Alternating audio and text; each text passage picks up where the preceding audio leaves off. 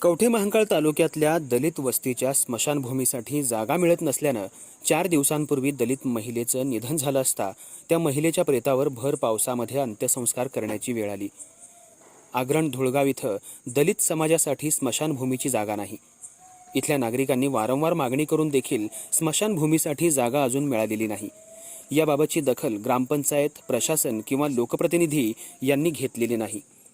मेल्यानंतरही प्रेताची हेळसांड होत असताना कुणालाही या बाबीची दखल घ्यावी वाटत नाही का? या समाजाचं दुर्दैव म्हणायचं की जाणून बुजून केलेली डोळेझाक आहे, असा प्रश्न जनतेतून निर्माण होतोय।